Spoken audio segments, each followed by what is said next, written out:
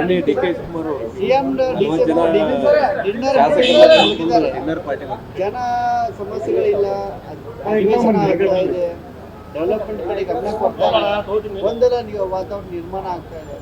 ನಿನ್ನೆ ಪರ್ಟಿಕ್ಯುಲರ್ ನಿನ್ನೆ ಡಿನ್ನರ್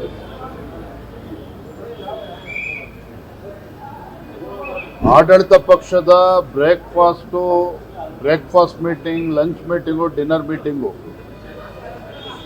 ಈ ಮೀಟಿಂಗ್ಗಳೇ ಇವತ್ತು ನಮ್ಮ ರಾಜ್ಯವನ್ನ ಕುಲಗೆಡಿಸಿರುವಂಥದ್ದು.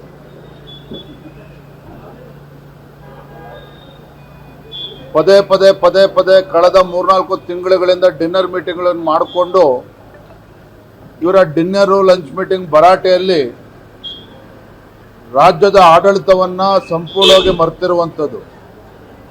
ಇವರ ಡಿನ್ನರ್ ಮೀಟಿಂಗ್ಗೆ ಇವತ್ತು ಕಬ್ಬು ಬೆಳೆಗಾರರ ಹೋರಾಟ ಇವತ್ತು ವಿಕೋಪಕ್ಕೆ ಕಾರಣನೇ ಇವರ ಡಿನ್ನರ್ ಮೀಟಿಂಗ್ಗಳು. ಯಾಕೆ ಅಂತ ಹೇಳಿದ್ರೆ ರಾಜ್ಯದ ರೈತರ ಸಮಸ್ಯೆಗಳ ಬಗ್ಗೆ ಚಿಂತನೆ ಮಾಡ್ತಕ್ಕಂಥದ್ದಕ್ಕೆ ಇವರು ಯಾವುದೋ ಸಮಯವನ್ನು ಕೊಡಲಿಲ್ಲ. ಇವರು ಡಿನ್ನರು ಲಂಚ್ ಮೀಟಿಂಗಲ್ಲಿ ಕಬ್ಬು ಬೆಳೆಗಾರರು, ಮೆಕ್ಕೆಜೋಳ, ರೈತರ ಸಮಸ್ಯೆಗಳ ಬಗ್ಗೆ ಚರ್ಚೆ ಮಾಡ್ತಾರೋ ಅದೂ ಇಲ್ಲ. ಕೇವಲ ತಮ್ಮ ಮುಖ್ಯಮಂತ್ರಿಯ ಕುರ್ಚಿಯನ್ನು ಉಳಿಸ್ಕೊಳ್ಳೋದಕ್ಕೆ ಕೆಲವರು ಮೀಟಿಂಗ್ ಮಾಡ್ತಾ ಇದ್ದಾರೆ. ಡಿ ಕೆ ಶಿವಕುಮಾರ್ ಅವರ ನೇತೃತ್ವದ ತಂಡ ಹೇಗೆ ಮುಖ್ಯಮಂತ್ರಿ ಸಿದ್ದರಾಮಯ್ಯನವರ ಕುರ್ಚಿಯಿಂದ ಬೀಳಿಸಬೇಕು ಅದಕ್ಕೆ ಅವರು ಸ್ಟ್ರಾಟಜಿ ಮಾಡೋದಕ್ಕೆ ಮೀಟಿಂಗ್ಗಳು ಮಾಡ್ತಾ ಇದ್ದಾರೆ.